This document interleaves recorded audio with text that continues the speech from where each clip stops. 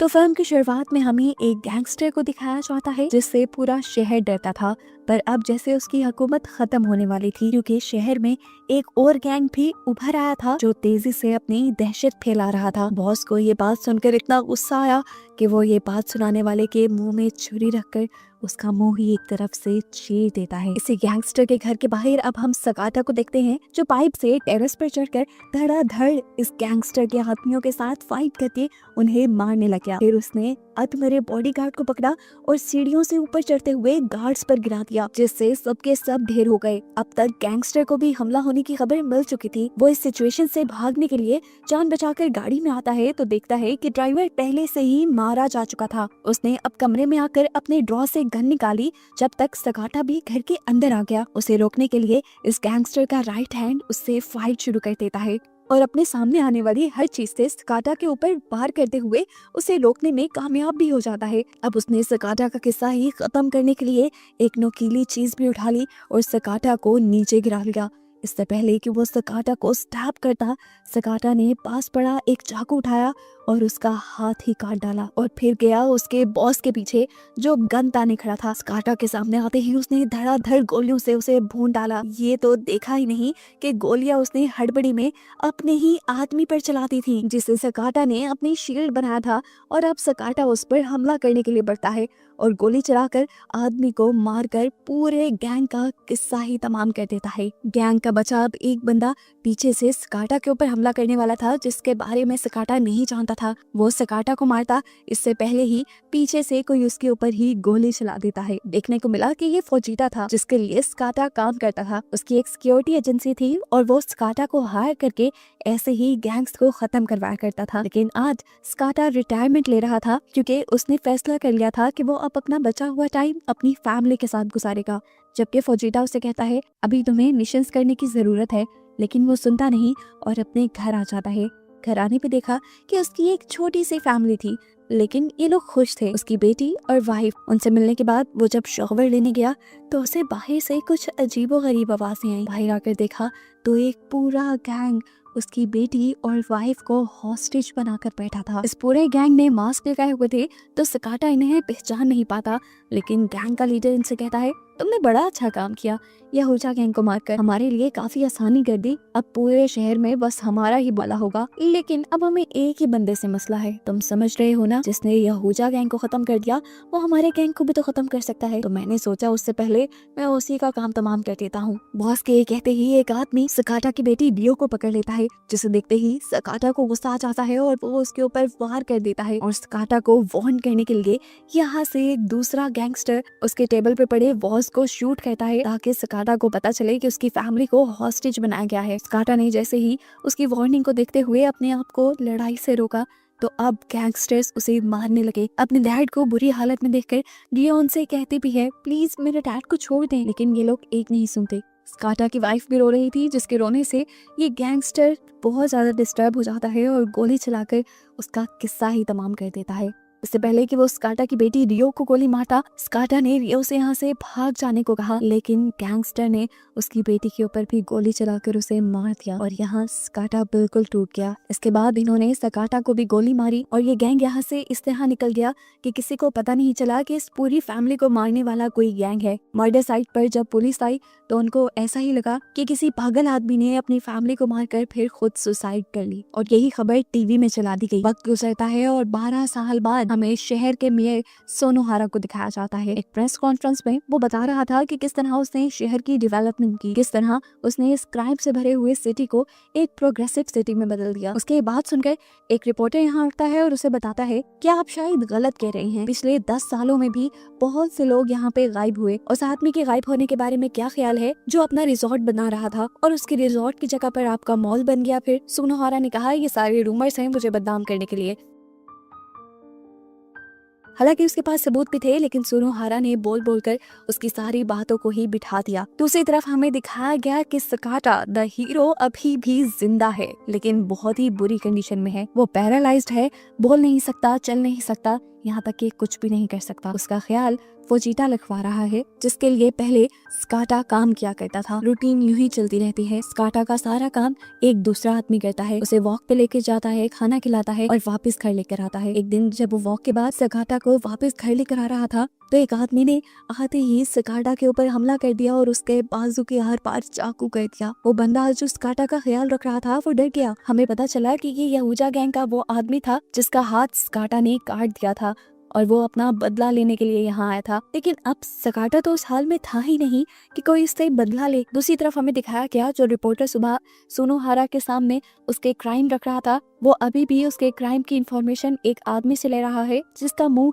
यहूजा gang के leader ने movie के स्टार्ट में ही काट दिया था। उससे शहर में होने वाले हर क्राइम का पता था। वो उसे एक्सप्लेन करता है कि कैसे सुनोहारा को अपने रिसोर्ट और मॉल्स के लिए लाइसेंस मिला। ये सारी चीज रिपोर्टर लिख ही रहा था कि इतनी ही देर में किसी ने उनकी गाड़ी का शीशा तोड़ दिया। आदमी मास्क पहने हुए था। उसे देखकर रिपोर्टर गाड़ी से निकलकर भागने की कोशिश करता है पर हार जाता है और पकड़ा जाता है। यहाँ दूसरे मास्क पहने आदमी ने इंफॉर्मेशन देने वाले आदमी को भी पकड़ लिया और गन उसके मुंह में रख के शूट करके उसे मार डाला। सीन कट होकर फोजिटा को दिखाया गया जिसे पास्ट की मेमोरीज आ रही थी। उसे आज भी याद था कि स्काटा की फैमिली के बारे में उसी ने उस गैंग को बताया था जिस गैंग ने स्काटा की फैमिली को मार दिया और इस चीज का उसे आज तक रिग्रेट था। इसीलिए तो वो स्काटा का बहुत ख्याल रखता था। यहाँ पर एक पुलिस ऑफिसर हॉस्पिटल में एडमिट स्काटा के पास पहुँचता है और उस पर पहरा देने वाले ऑफिसर्स को किसी काम से भेजकर उसके पास आ जाता है। यहाँ आते ही उसने मास्क पहन लिया था, मतलब ये कि पुलिस ऑफिसर भी कीमनगामी गैंग का हिस्सा था जिसने स्काटा की फैमिली को मारा था और अब ये स्काटा को तमाम करने के लिए आया था। वो एक इंजेक्शन में जहर भरकर ड्रिप में डाल रहा था और स्काटा उसे देख रहा था। उसके अंदर गुस्से और बदले की आग थी जिसने उसके पैरालाइज्ड जिस्म में जैसे जान डाल दी। स्काटा ने अपनी ड्रिप उतारकर अपने आप को बेड से गिरा लिया, फिर इस आदमी को पीछे से पकड़ते हुए नीचे गिराया। लेकिन अभी वो ज्यादा ताकतवर नहीं था, इसीलिए गैंगस्टर के अगले वार से ही बेहोश हो गया। अब उतने में ही दूसरे ऑफिसर्स भी उसके पास आ गए, जिनमें से एक ने जब अपने सीनियर को मास्क पहने देखा तो सारी गेम वो समझ ही गया। अब वो उसका पोल ना खोल दे, मास्क वाला ऑफिसर उसके मुंह पर पिल्लो रखकर उसे शूट कर देता है। दूसरे ऑफिसर ने अपने सीनियर को कुछ नहीं कहा क्योंकि वो भी गैंग का हिस्सा था, पर अब डॉक्टर ये सब कुछ देख चुका था, इसीलिए दूसरा आदमी डॉक्टर को पकड़कर मार देता है। इस मार धाड़ में इन्होंने स्काटा के ऊपर तो ध्यान ही नहीं दिया, जिसे अब होश आ गया था।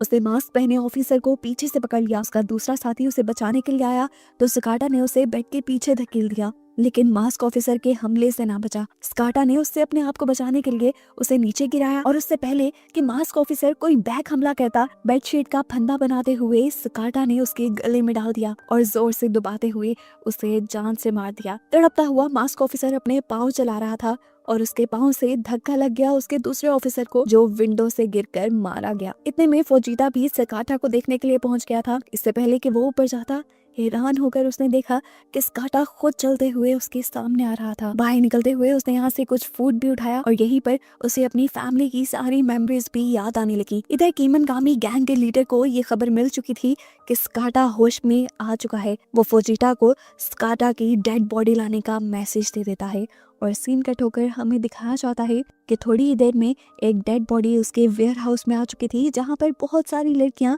ड्रग्स पैक कर रही थी। लेकिन ये सब शायद नजर का धोखा था। डेड बॉडी यहाँ किसी और की थी, क्योंकि वेयर हाउस के बाहर स्काटा यहाँ के सभी गार्ड से लड़ता हुआ सीसीटीवी में दिखाई दिया। गेट पे बैठा वॉचमैन अब स्काटा की गाड़ी को शूट करता है तो अंदर बैठा उसकी गोली से स्काटा का केयर टेकर मारा जाता है और फोजिटा जब बाहर निकलता है तो वो भी गोली से जख्मी हो गया था, लेकिन उसने हार नहीं मानी और सामने गोली मारने वाले को अपनी गन से गोली मारकर मार दिया। यहाँ स्काटा जब फैक्ट्री के अंदर आया तो बहुत से लोगों से लड़ने लगा। एक के बाद एक इंसान को मारते हुए वो आगे बढ़ा था, किसी को पीछे से गिराते हुए तो किसी का सर दीवार से रगड़ते हुए वो सबको मारते हुए आगे जा रहा था। लेकिन आगे और ज्यादा लोग उसका इंतजार कर रहे थे जो उसके ऊपर डिफरेंट तरीकों से हमला करते हैं, लेकिन स्काटा उनको उन्हीं के तरीकों से मार डालता है। स्काटा जब दूसरे आदमी से लड़ने लगा तो यहाँ पर एक आदमी ने पीछे से क्रेन लाकर उसे मशीन में डाल दिया। स्काटा जब इस मशीन से नीचे गिरा तो उसने एक छुरी फेंकते हुए उस आदमी के गले पे वार किया और वो वहीं पर मर गया। दूसरा आदमी अब कन्वेयर मशीन पे बैठा उस पे शूट कर रहा था। स्काटा ने बड़ी जंप लगाई और उसी कन्वेयर मशीन के अंदर चला गया। उससे उन्हीं की गन छीनी, उसको भी शूट किया और उसके साथ उसके कई साथियों को शूट कर दिया। लेकिन फाइट अभी भी यहाँ खत्म नहीं हुई थी। लोग अभी भी उसके पीछे थे। हर कदम पे कोई ना कोई उसके सामने आ जाता था और वो मार कर आगे ही बढ़ रहा था, क्योंकि इस टाइम उसे सिर्फ अपनी फैमिली का बदला लेना था किमुनगामी के लीडर से, जो इस टाइम अपनी ड्रग्स लेकर अपने आप को लड़ाई के लिए तैयार कर रहा है। जब वो ऊपर पहुंचा तो उसने देखा कि लीडर पहले से ही दूर जा चुका था और उसने अपने फोन पे एक बटन दबाया और ये पूरी की पूरी बिल्डिंग जल गई जिसके अंदर स्काटा था। अब उस आदमी ने जिसने ये बिल्डिंग जलाई थी उसको लीडर का कॉल आया जो उसे मुबारक दे रहा था स्काटा को खत्म करने की। मतलब ये भी लीडर नहीं था, वो अभी अपनी कामयाबी की सेलिब्रेशन कर ही रहे थे, लेकिन सब कुछ खराब होता दिखाई दिया क्योंकि सामने से स्काटा अपने आप को ब्लैंकेट में लपेटे सही सलामत बाहर आ चुका था। उस आदमी की टांगे कांपने लगी और यहाँ फुजिटा भी डर गया। उसने स्काटा के सामने कन्फेस कर लिया कि उस दिन तुम्हारी फैमिली के बारे में मैंने ही उस गैंग को बताया था। मैं भी इस गिल्ट के साथ नहीं जी सकता, तुम मुझे भी मार दो। स्काटा ने भी बिल्कुल रहम नहीं किया और एक गोली मार के उसे मार दिया, जिसके बाद उसने गैंग के दूसरे आदमी को बंदी बना लिया। वो उससे उसके लीडर का पता पूछना चाहता था। वो उसके मोबाइल से उसके लीडर को कॉल करता है तो यहाँ सबसे बड़ा सच रिवील होता है कि इनका लीडर कोई और नहीं बल्कि सुनोहारा इस शहर का मेयर ही है, जो स्काटा को बताता है कि मैं अपने लीगल कामों से जितने भी कमाई करता हूँ मैं सारी शहर की प्रोग्रेस पे लगा देता हूँ। मुझे नहीं लगता मेरे गैंग को खत्म करना तुम्हारे लिए कोई अच्छा साबित होगा। कॉल बंद करके स्काटा इस गैंग के आदमी को जो उसके सामने था शूट करके मार देता है और सुबह होने पर दिखाया जाता है कि पुलिस उन सारे हमलों को रिपोर्ट कर रही थी जो रात में हुए थे। बताया जा रहा था ये सारे हमले स्काटा ने किए हैं, सभी लोगों को स्काटा ने मारा है और वो खुद एक बम धमाके में मारा गया। ये सारी खबर दूसरी तरफ रियो देख रही थी। यस, रियो यानी स्काटा की बेटी जो अभी तक जिंदा थी और उसे किमुनगामी गैंग के ही एक आदमी ने पाला था। यहाँ इस आदमी को खबर मिलती है कि स्काटा अभी मरा नहीं है बल्कि वो छुपा हुआ है और किसी भी वक्त वो यहाँ पर आकर हमला कर सकता है। जबकि हम स्काटा को एक पुराने पुलिस ऑफिसर के पास देखते हैं जिसकी एक मर्तबा स्काटा ने जान बचाई थी और इसीलिए पुलिस ऑफिसर उसके लिए सारी खबरें लाकर दिया करता था। वो स्काटा को ये खुशखबरी देता है कि उसकी बेटी रियो उस दिन जिंदा बच गई थी क्योंकि किमुनगामी गैंग के उस लीडर ने उसकी बेटी को शूट नहीं किया था बल्कि उसके टॉय को शूट किया था। स्काटा को वो बताता है मुझे लगता है कि तुम्हारी बेटी उन्होंने अपनी सिक्योरिटी एजेंसी के अंदर रखी होगी। ये सुनते ही स्काटा ने उस पुलिस ऑफिसर की ही गन उठाई और फौरन उस सिक्योरिटी एजेंसी के लिए निकल गया। वहाँ पे लोगों को मारते हुए वो इस उम्मीद से अंदर गया कि अंदर रियो होगी, लेकिन उसे नजर नहीं आई। रियो यहाँ सच में छुपी हुई थी उससे डर कर, क्योंकि अभी तो उसने रिपोर्ट में देखा था कि स्काटा एक बुरा आदमी है और वह सब लोगों को मार रहा है। असल में वो स्काटा के बारे में सब कुछ भूल चुकी थी। इससे पहले कि वो रियो को ढूंढ पाता, यहाँ पर रियो को पालने वाला इंसान आ जाता है जो आते ही स्काटा पर हमला कर चुका था। स्काटा भी पीछे मुड़कर उसे मारता है और रियो डर कर यहाँ से भागने लग जाती है। इन दोनों की तगड़ी लड़ाई होती है। वो गैंगस्टर स्काटा को गन से शूट करने की कोशिश करता है, लेकिन स्काटा उसकी गन का हमला दूसरी तरफ मोड़ देता है। तो वो आदमी अपने पास पड़ा एक वॉच स्काटा के सर पे मार के अपने आप को बचा लेता है और अब उसकी बेइज्जती करना शुरू करता है। जबकि आदमी बोला तो स्काटा को उसकी आवाज़ पहचान में आ गई कि वही आदमी था जिसने उसकी वाइफ को मारा।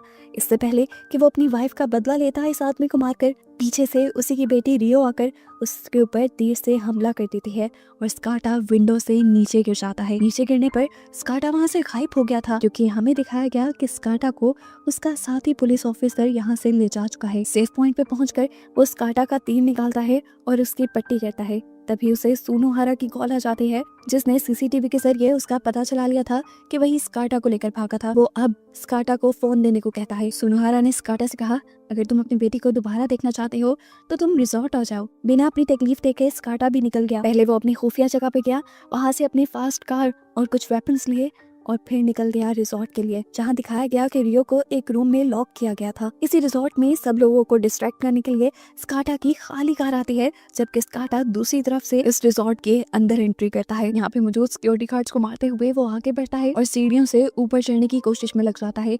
सीढ़ियों में जितने भी आदमी थे एक एक करके वो सबको अपनी गोलियों से बेरहमी से मारता जा रहा था। सभी को मारना आसान था, लेकिन जब आखिरी स्टेप पे वो पहुंचा तो यहाँ पर एक आदमी अपनी सॉर्ड से यानी अपनी तलवार से स्काटा को जख्मी कर देता है। अपनी दर्द को साइड पर रखते हुए स्काटा ने पहले इस आदमी को मारा और फिर फाइनली वो ऊपर पहुंचे गया।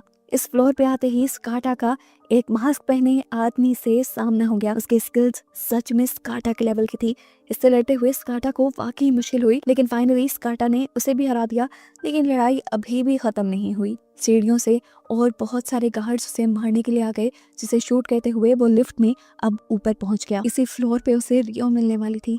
रियो ने जब उसे देखा तो वो शॉक रह गई। रियो उसे पहचान नहीं रही थी। स्काटा रियो को देखकर बहुत ही ज्यादा इमोशनल हो गया था और उसकी इमोशनल डिस्ट्रक्शन का ही फायदा उठाते हुए पीछे से एक मास्कमैन उसके ऊपर हमला करके उसे बेहोश कर देता है। और तभी यहाँ एंट्री होती है सुनोहारा की। बाल पकड़कर स्काटा को ऊपर दिखाया जाता है और सुनोहारा उसे सुनाना शुरू करता है डीमन ऑफ द सिटी की कहानी, जो कि वो खुद ही था। वो स्काटा से कहता है इस डीमन को बिल्कुल रहम नहीं आता। देखो, मैं अब तुम्हारी बेटी को मार दूंगा।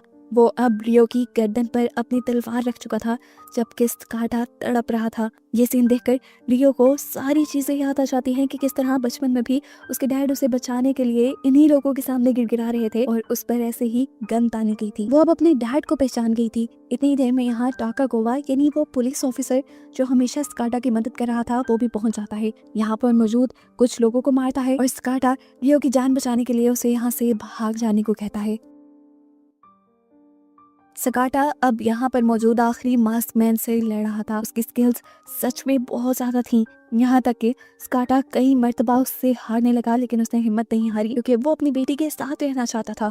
आखिर में जब वो लड़ते हुए उस आदमी को हराने में कामयाब हुआ तो मास्क उतार कर देखा कि ये सुनोहारा का जुड़वा भाई था। और फ्लैशबैक में हमें दिखाया गया कि सुनोहारा का ये भाई उससे बहुत प्यार करता था। वो उसके लिए कुछ भी करने को तैयार था, यहाँ तक कि किसी को मारने के लिए भी। सुनोहारा ने हमेशा अपने भाई का फायदा उठाया था, इसीलिए वो एक आलीशान जिंदगी जी रहा था, जबकि उसका भाई उसके लिए एक नौकर की तरह की जिंदगी जी रहा था। अब क्योंकि सुनोहारा का भाई मर गया था तो सुनोहारा को ही लड़ना था। दोनों की ट्रेनिंग तो एक साथ ही की गई थी। सुनोहारा अब अपना मास्क पहन लेता है, जबकि यहाँ से रियो यानी स्काटा की बेटी भी अपने डैड के लिए वापस यहाँ आ जाती है। इन दोनों के दरमियान में जबरदस्त तलवारबाजी दिखाई जाती है। स्काटा ये जीत भी सकता था, लेकिन इतना जख्मी होने की वजह से उसकी ताकत कम थी, जिसकी वजह से सुनोहारा उस पर भारी पड़ गया और उसका हाथ काटने में कामयाब हो गया। बाजू कटने के बावजूद भी स्काटा ने हिम्मत नहीं हारी और एक और आखिरी मर्तबा उठा। उसने डेमन ऑफ द सिटी यानी सुनोहारा के ऊपर हमला किया, जिससे